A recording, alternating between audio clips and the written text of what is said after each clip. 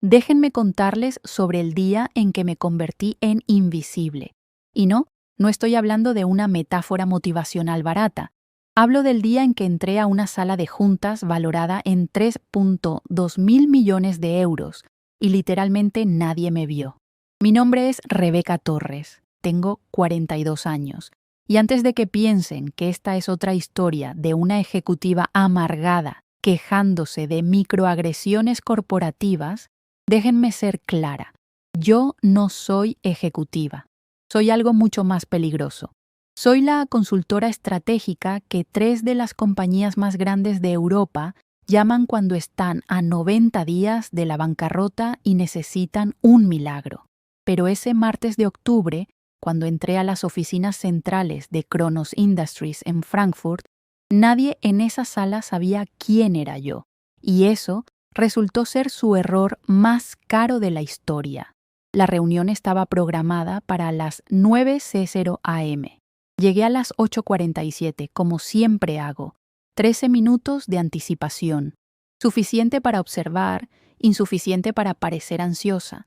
Llevaba mi traje gris Oxford, el que uso para primeras reuniones. Nada ostentoso, nada que grite «soy importante», porque he aprendido en 2 décadas de rescates corporativos que la gente poderosa no necesita anunciarse.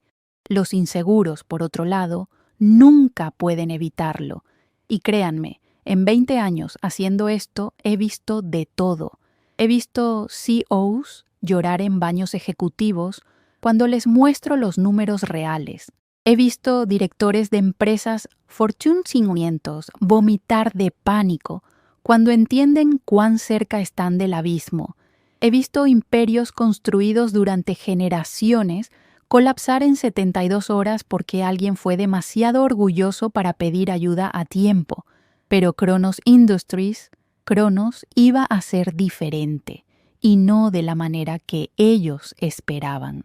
El lobby era exactamente lo que anticipaba: mármol italiano, arte contemporáneo que nadie entiende pero todos fingen admirar, y ese olor característico a dinero viejo, mezclado con ambición nueva. Había una escultura en el centro, algo abstracto que probablemente costó más que una casa en las afueras de Frankfurt. Una placa dorada decía que representaba el espíritu de innovación. Yo habría llamado a eso ironía, considerando que la empresa no había innovado nada significativo en 5 años. La recepcionista, una mujer joven con demasiado maquillaje y muy poca paciencia, ni siquiera levantó la vista cuando me acerqué. Estaba concentrada en su teléfono, escribiendo mensajes con esa urgencia que solo tienen las conversaciones que definitivamente no son de trabajo. Buenos días, Rebeca Torres. Tengo reunión con el consejo directivo a las 9. Ella tecleó algo en su computadora sin dejar su teléfono, frunció el ceño, tecleó más.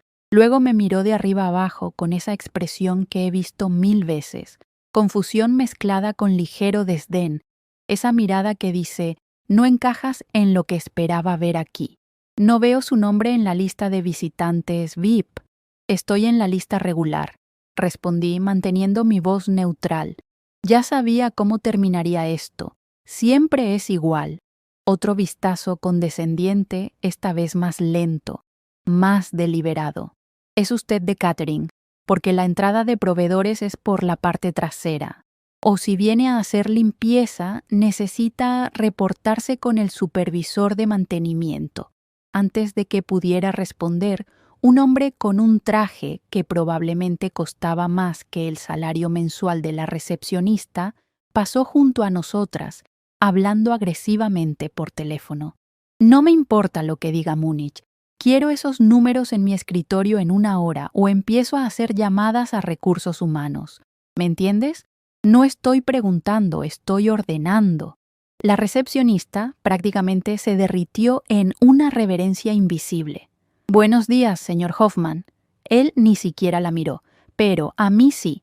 Me escaneó en 1.3 segundos y su cerebro llegó a la misma conclusión que miles de ejecutivos mediocres antes que él. Mujer mayor, traje discreto, sin joyas llamativas, sin esa aura de importancia que ellos esperan. Conclusión. Probablemente sin importancia. Lo vi en sus ojos. El desprecio casual, el descarte automático. Y algo más, la certeza absoluta de que él era más importante que yo, basándose puramente en apariencias. Guardé esa observación, porque Klaus Hoffmann acababa de convertirse en mi primer caso de estudio del día.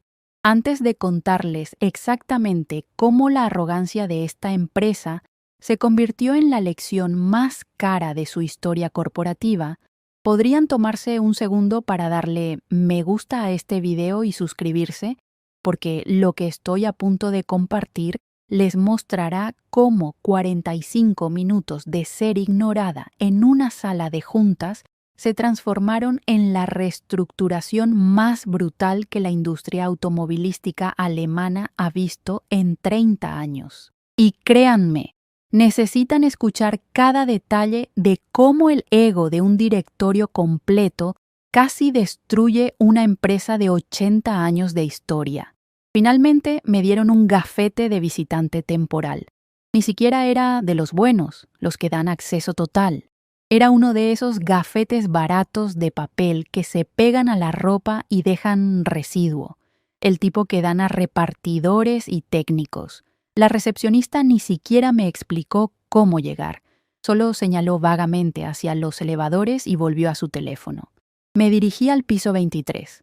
En el elevador, un ejecutivo joven me miró brevemente, luego se movió sutilmente para poner distancia entre nosotros, como si mi mediocridad percibida pudiera ser contagiosa. Tenía ese aire de superioridad que solo tienen los hombres que han sido promovidos muy rápido sin haber fracasado nunca. Cuando las puertas del elevador se abrieron, me encontré en un pasillo de vidrio y acero que gritaba: gastamos su dinero en diseño interior mientras perdemos 47 millones al trimestre. Las paredes eran de cristal transparente. Podías ver todo. Las oficinas privadas con muebles de diseñador, las salas de reuniones con tecnología de última generación, los escritorios con sillas ergonómicas que costaban 2.000 euros cada una. Y también podías ver algo más: oficinas medio vacías, escritorios sin ocupar, salas de conferencias oscuras, los signos silenciosos de una empresa en contracción, tratando desesperadamente de mantener apariencias mientras el barco se hunde. La sala de juntas era exactamente lo que imaginaba: mesa de nogal macizo que fácilmente sentaba a 24 personas, pantalla Samsung de 85 pulgadas en cada pared, vistas panorámicas de Frankfurt que te recordaban constantemente que estabas literalmente por encima del resto del mundo. El piso era de mármol pulido. Las sillas eran de cuero italiano genuino. Y en el centro de todo, 12 hombres en trajes idénticos hablando en voces calculadas para sonar importantes. Entré. Nadie volteó. No era sorpresa. He desarrollado una teoría después de 2 décadas en este negocio. Hay cierto tipo de hombre corporativo que literalmente no puede ver a una mujer de mediana edad que no proyecta señales obvias de poder. Es como un punto ciego neurológico. Si no llevas Louboutin rojos, un traje Chanel o joyas que cuestan más que un carro, simplemente no registras en su radar visual. Me senté en una de las sillas al fondo de la sala, las que claramente estaban destinadas para observadores no esenciales, asistentes, secretarias, gente que toma notas pero no toma decisiones. Saqué mi iPad. Abrí el documento que había preparado. 127 páginas de análisis financiero, proyecciones de mercado, evaluaciones de competencia y el plan de reestructuración que le había tomado a mi equipo 340 horas crear. Seguían sin mirarme. Era perfecto. Observé. Escuché. Tomé notas mentales. El director financiero estaba sudando a pesar del aire acondicionado. Señal de pánico interno mal controlado. El jefe de operaciones revisaba su teléfono cada 30 segundos señal de distracción o evasión. 3 de los directores más jóvenes tenían esa postura corporal de quien quiere hablar pero no se atreve, señal de jerarquía tóxica, donde las ideas se suprimen por miedo.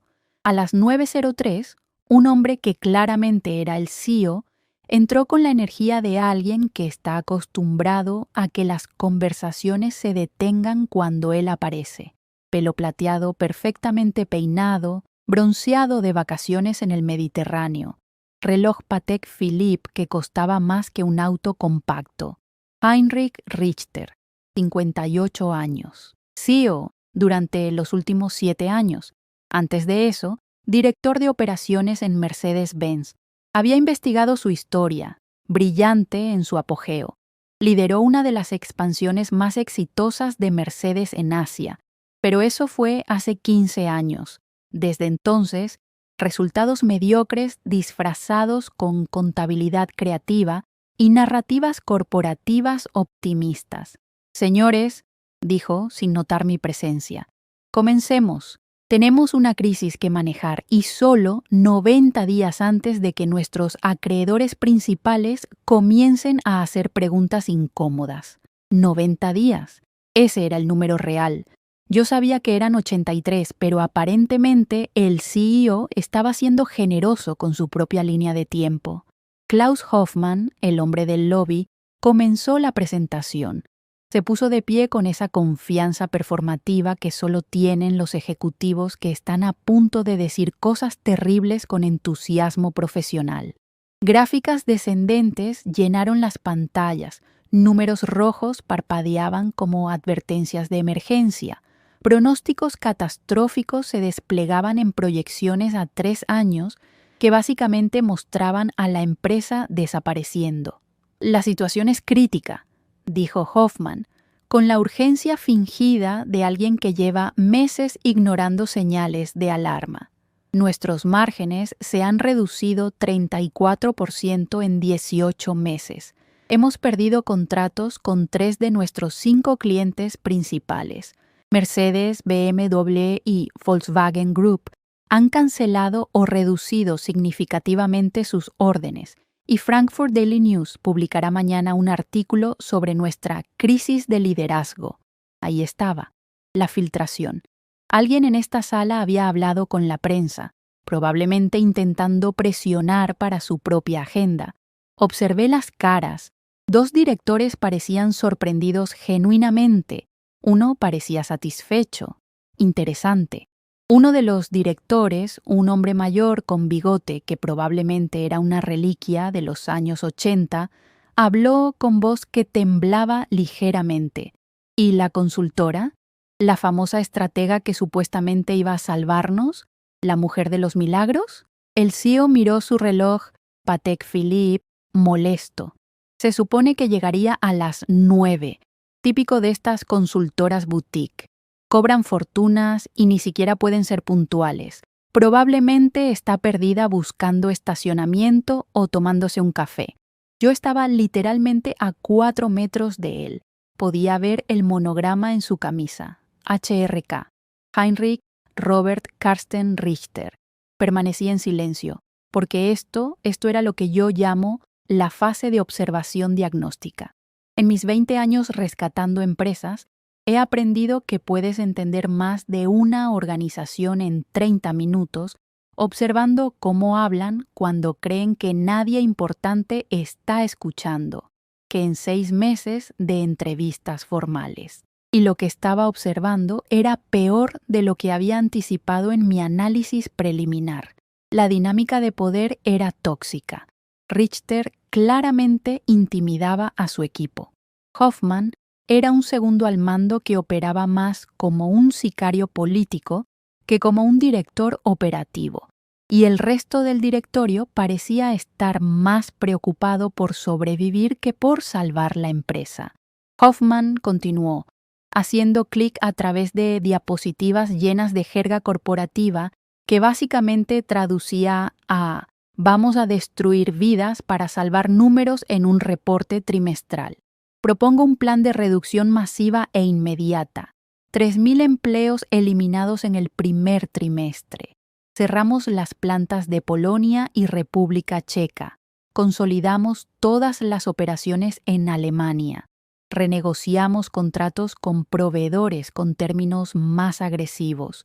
Y consideramos vender la división de componentes eléctricos a un competidor asiático. Varios directores asintieron como robots programados para aprobar todo. Uno comenzó a tomar notas febrilmente, probablemente calculando cómo esto afectaría su propia posición. Yo apreté los labios, porque ese plan exactamente, era lo que había hundido a Continental AG en 2009, y claramente nadie en esta sala recordaba su historia corporativa. O peor, la recordaban y no les importaba porque no estarían aquí para enfrentar las consecuencias a largo plazo. El plan de Hoffman era un desastre esperando a suceder. Cerrar las plantas de Europa del Este eliminaría exactamente las operaciones más eficientes y de menor costo. Consolidar en Alemania los ataría a costos laborales imposibles y regulaciones que estrangularían cualquier flexibilidad operativa. Y vender la división eléctrica era literalmente vender su futuro para financiar su pasado. Era como ver a alguien apagar un incendio con gasolina.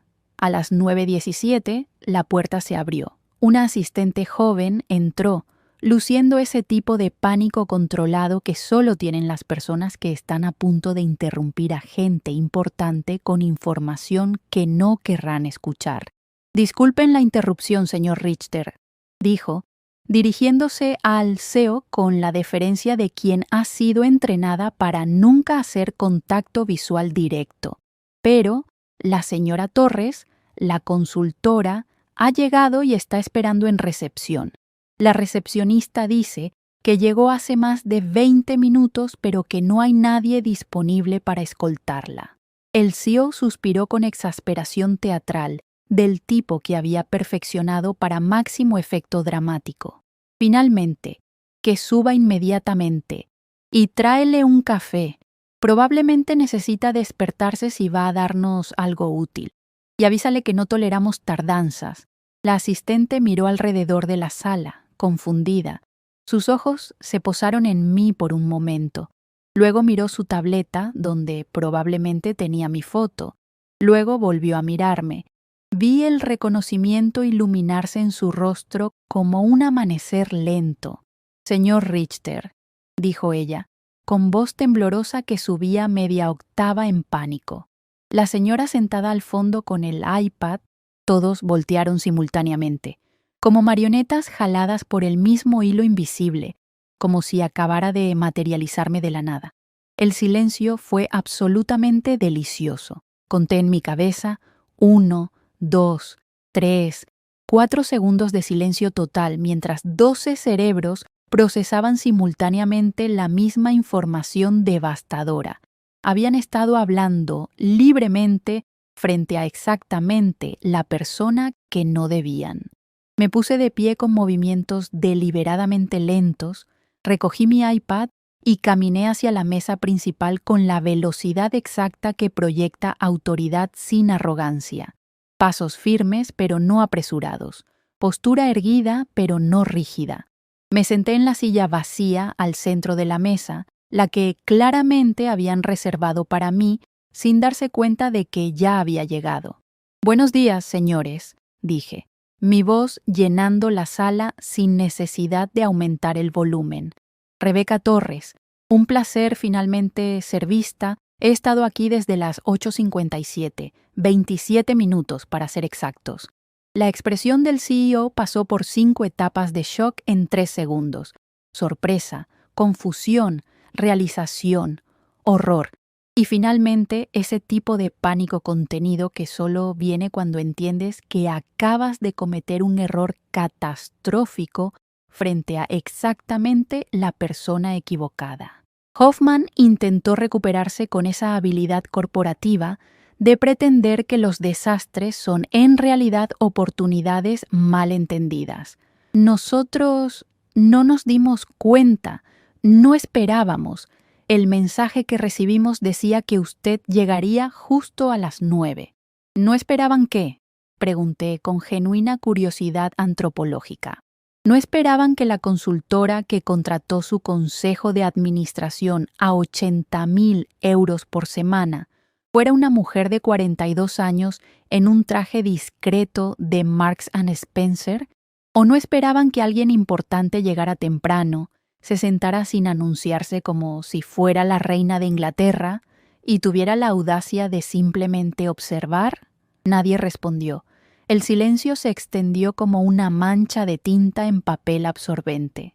O tal vez, continué, no esperaban que yo escuchara los últimos 27 minutos de su conversación, incluyendo la parte donde el señor Hoffman propuso un plan de reestructuración que violaría al menos 4 regulaciones laborales de la Unión Europea y probablemente los llevaría a una bancarrota aún más rápida. Vi a Hoffman palidecer. Bueno, ahora tenía su atención completa. Abrí mi iPad. Conecté el cable USB-C al sistema de presentación central. En segundos, mi primera diapositiva llenó las 6 pantallas Samsung de la sala. Letras negras sobre fondo blanco. Simple. Devastador. Cronos Industries. Anatomía de un colapso completamente evitable. Señores, comencé, cada palabra calculada para máximo impacto, han estado en esta reunión durante 27 minutos discutiendo síntomas mientras ignoran completamente la enfermedad. Así que déjenme ser absolutamente directa, porque no tenemos tiempo para diplomacia corporativa y egos frágiles. Su empresa no está fallando porque el mercado cambió. No está fallando porque la competencia china es más barata. No está fallando porque los millennials no compran coches. Está fallando porque ustedes, específicamente las 12 personas en esta sala, son profundamente incompetentes. Podía ver las mandíbulas tensarse en sincronía, músculos faciales contrayéndose, ojos ampliándose. Bueno, había captado su atención de manera que no olvidarían pronto. En los últimos 27 minutos que pasé siendo completamente invisible en su sala de juntas, escuché al señor Hoffman proponer un plan de reestructuración que está basado en modelos económicos de 2008 que fueron desacreditados durante la crisis financiera. Observé a 6 de ustedes asentir a propuestas que violan 3 regulaciones de la Unión Europea sobre protección laboral. Y noté que ninguno, literalmente ninguno de ustedes, mencionó la verdadera razón por la que sus 3 clientes principales cancelaron contratos valorados en 840 millones de euros. El director de bigote se inclinó hacia adelante, con ese tipo de indignación defensiva que solo tienen los hombres acostumbrados a nunca ser cuestionados. ¿Y cuál es esa razón, según usted, señora Torres? Porque su producto es tecnológicamente obsoleto, respondí, cambiando a la siguiente diapositiva que mostraba análisis comparativo con competidores. Y ustedes han estado tan obsesivamente ocupados protegiendo márgenes de ganancia a corto plazo que ignoraron completamente que el mercado evolucionó 3 generaciones tecnológicas sin ustedes. Mostré los datos, números que había verificado personalmente 3 veces. 3 años de investigación y desarrollo completamente estancados. Inversión en innovación, 67% por debajo del promedio de la industria europea. Patentes tecnológicas registradas, exactamente 0 en los últimos 28 meses, mientras sus competidores principales, incluyendo startups que ni siquiera existían hace 5 años, acumulaban 47 patentes relevantes. ¿Saben lo que es verdaderamente irónico? Continué dejando que la pregunta flotara. Ustedes fabrican componentes críticos para vehículos eléctricos, la industria de más rápido crecimiento en toda Europa. El mercado está explotando, la demanda está en niveles históricos y de alguna manera ustedes están perdiendo dinero. ¿Cómo es eso posible? Silencio tan denso que podía cortarse con cuchillo. Les diré exactamente cómo. porque siguen operando como si estuviéramos en 1995. Sus procesos de manufactura tienen 40% más desperdicio que el estándar de la industria. Su cadena de suministro tiene 7 niveles redundantes, 7, cuando sus competidores operan con 3, y su estructura de toma de decisiones requiere 23 aprobaciones separadas para implementar cambios que sus competidores hacen en 48 horas. Hoffman intentó interrumpir, levantando su mano como si estuviera en una clase de primaria. Con todo respeto, señora Torres, nosotros tenemos 80 años de experiencia en esta industria. Hemos sobrevivido 2 guerras mundiales, múltiples recesiones. Con todo respeto, señor Hoffman, lo corté con precisión quirúrgica. La experiencia sin adaptación es solo una forma elegante de describir la obsolescencia progresiva. ¿Saben por qué BMW, Siemens y Telefónica me llamaron personalmente cuando estaban en crisis existencial? Vi algunos ojos ampliarse significativamente. Bueno, habían hecho al menos algo de su tarea investigándome. No me llamaron porque soy diplomática. No me llamaron porque hago presentaciones bonitas en PowerPoint. Me llamaron porque en cada caso identifiqué exactamente qué ejecutivos estaban protegiendo territorios personales a expensas de la compañía, qué procesos estaban drenando recursos sin crear valor real y qué vacas sagradas corporativas necesitaban ser sacrificadas para que la organización sobreviviera. Cambié a la siguiente sección, mostrando casos de estudio. En BMW identifiqué que el problema fundamental no era manufactura. Era que el director de operaciones había convertido su división en un feudo personal que activamente bloqueaba innovaciones de otras áreas porque amenazaban su poder. Lo removimos. 6 meses después, márgenes operativos aumentaron 22%. En Siemens, descubrí que 3 vicepresidentes regionales habían estado comprando consistentemente de proveedores sobrevalorados que, casualmente, qué coincidencia, eran propiedad de sus familiares directos. Fraude corporativo sistemático disfrazado de lealtad a socios estratégicos. Los despedimos a todos, reestructuramos completamente la cadena de suministro. Ahorramos 340 millones de euros en 2 años fiscales. Y en Telefónica, hice una pausa deliberada para máximo efecto dramático. Encontré que el problema más grande, la raíz de todo, era el CEO, un hombre absolutamente brillante que había construido la empresa desde prácticamente nada, pero que ahora, a sus 67 años, se negaba rotundamente a ceder control a la siguiente generación. Su ego personal estaba literalmente matando la innovación. El Consejo finalmente tuvo el valor de removerlo. Resultado directo: la empresa se duplicó en valor de mercado en 18 meses.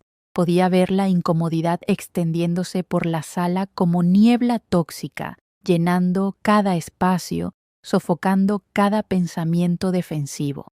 Así que ahora, dije, mi voz bajando a algo casi conversacional, íntimo, la pregunta que todos ustedes enfrentan es extraordinariamente simple.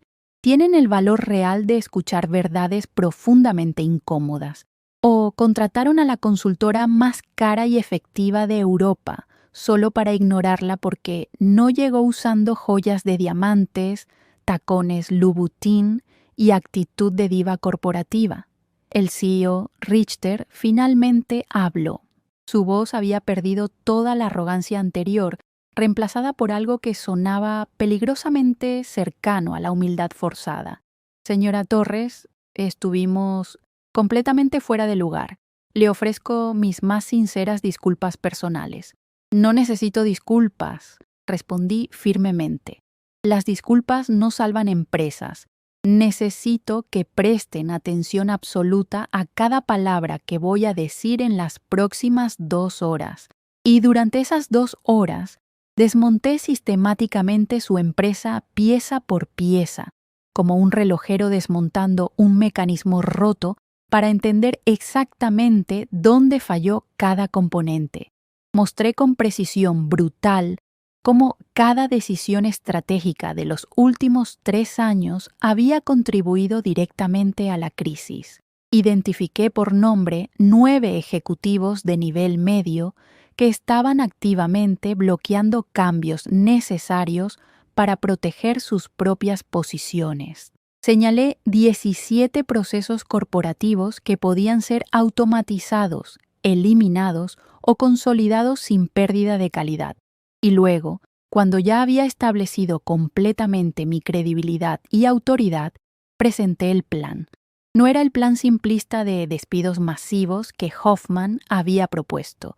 Era algo mucho más radical, más controversial, más aterrador, una transformación completa del modelo de negocio desde sus fundamentos. Van a cerrar 3 de sus 7 plantas de manufactura, dije, dejando que la declaración aterrizara antes de continuar. Pero no las de Polonia y República Checa como el señor Hoffman sugirió en su infinita sabiduría estratégica. Van a cerrar las plantas alemanas de Düsseldorf, Stuttgart y Hannover. La sala literalmente explotó en protestas simultáneas. Eso es político y económicamente imposible, gritó uno de los directores. Los sindicatos nos destruirán, añadió otro. La prensa nos crucificará. ¿Imposible? Repetí, mi voz cortando el caos como cuchillo caliente en mantequilla. Sus plantas alemanas operan a 140% del costo operativo de las plantas de Europa del Este. Sus sindicatos alemanes han bloqueado sistemáticamente toda automatización durante 5 años consecutivos por razones puramente políticas. Y están ubicadas en zonas industriales donde el talento técnico joven que necesitan para el futuro ya no vive porque se mudó a Berlín, Múnich y centros tecnológicos donde realmente pasan cosas interesantes. Cierran Alemania. Invierten exactamente 200 millones de euros en modernizar y expandir dramáticamente Polonia y República Checa con la tecnología de manufactura más avanzada disponible en Europa. Reentrenan a los empleados alemanes desplazados para roles de diseño, ingeniería y desarrollo que pueden hacer remotamente desde cualquier lugar. Los que no quieran reubicarse o adaptarse reciben paquetes de retiro extremadamente generosos, no despidos brutales disfrazados de reestructuración. Segundo, continué antes de que pudieran procesar completamente el primer golpe devastador. Van a despedir a su director de innovación mañana mismo, porque en 3 años completos no ha innovado absolutamente nada, excepto nuevas formas de justificar su propio salario. Van a contratar inmediatamente a alguien de Tesla, Rivian o Baby D que entienda visceralmente que el futuro no es solo vehículos eléctricos simples, es vehículos autónomos integrados. Y ustedes están quedándose obsoletos en tiempo real mientras hablamos. Tercero, van a convertir 40% de su modelo de negocio en software y servicios digitales, porque los componentes físicos son cada vez más commodities con márgenes decrecientes e inevitables. El valor real, el dinero real, está en los sistemas de control inteligente, los algoritmos de eficiencia, la integración perfecta. Van a construir la plataforma de software que todos los fabricantes de vehículos eléctricos del mundo querrán licenciar. Y cuarto, concluí, van a hacer absolutamente todo esto en exactamente 180 días, porque en el día 181 sus acreedores principales van a ejecutar cláusulas de aceleración contractual y esta empresa con 80 años de historia se fragmentará en una venta de liquidación vergonzosa. El silencio era tan absoluto que podía escuchar el zumbido eléctrico de las pantallas. Finalmente, después de lo que parecieron minutos, pero probablemente fueron solo segundos, Richter habló. Y si hacemos todo esto exactamente como usted dice, ¿cuál es su proyección realista? Mostré la última diapositiva. Proyecciones financieras meticulosamente calculadas a 3 años. En el escenario más conservador, la empresa sobrevivía estable. En el escenario moderado, crecía 40%. En el mejor escenario, no solo sobrevivía, sino que triplicaba su valor de mercado. Pero hay una condición absolutamente no negociable, agregué. Yo dirijo personalmente la implementación completa. Reporto directamente al Consejo de Administración, no a ninguno de ustedes, y tengo autoridad unilateral para remover a cualquier persona en cualquier nivel que sabotee activamente el proceso, incluyendo a cualquiera de ustedes. Richter miró a los otros directores, luego de vuelta a mí. ¿Alguna vez ha fallado en un rescate corporativo? La pregunta flotó en el aire como humo denso. Sabía exactamente qué estaba preguntando realmente. ¿Podemos confiar en ti con nuestras carreras, nuestros legados, nuestra supervivencia? 2 veces, respondí sin vacilar, porque la credibilidad no viene de fingir perfección, viene de demostrar que entiendes el costo real del fracaso. La primera vez tenía 29 años, demasiado joven, demasiado idealista, pensando que los datos y la lógica eran suficientes. Una empresa textil en Barcelona. Presenté el plan perfecto, números impecables, estrategia brillante, y falló completamente porque no entendí que el CEO tenía Alzheimer temprano que la familia estaba ocultando desesperadamente. No podía implementar nada porque ni siquiera recordaba las decisiones de un día para otro. La segunda vez fue hace 4 años. Una empresa de logística en Milán. El plan funcionó perfectamente. Los números mejoraron exactamente como proyecté. Y el CEO usó esa recuperación para inflar el valor de la empresa artificialmente. Vendió sus acciones por 90 millones de euros y 6 meses después todo colapsó porque había estado cocinando los libros contables durante 3 años. Yo salvé la empresa temporalmente solo para que un fraude pudiera enriquecerse. Dejé que eso se asentara.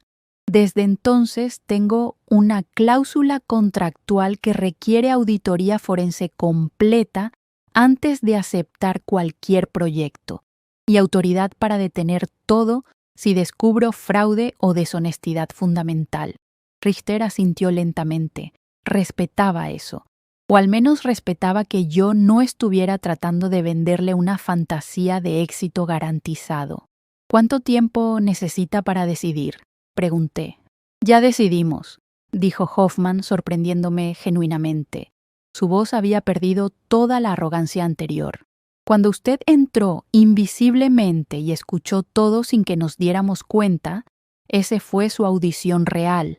Y ya demostró más competencia en 27 minutos observando que nosotros en 6 meses administrando.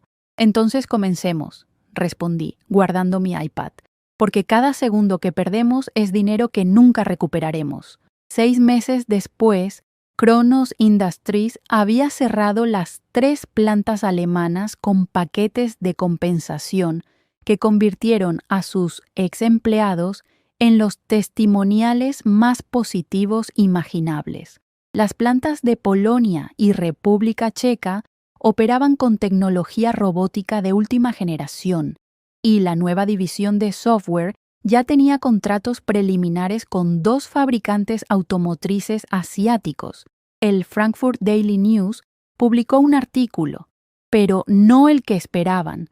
El titular decía: cómo una empresa al borde del colapso se convirtió en caso de estudio de transformación europea. Y yo estaba nuevamente invisible, en una sala de juntas diferente, en una ciudad diferente, observando a otra junta directiva discutir síntomas mientras ignoraban la enfermedad, esperando pacientemente el momento exacto para revelar que había estado escuchando todo, porque después de 2 décadas haciendo esto, Aprendí algo fundamental sobre el poder real. No viene de ser vista de inmediato, viene de saber exactamente cuándo hacerte visible. Y a veces la invisibilidad es la herramienta más poderosa que tienes.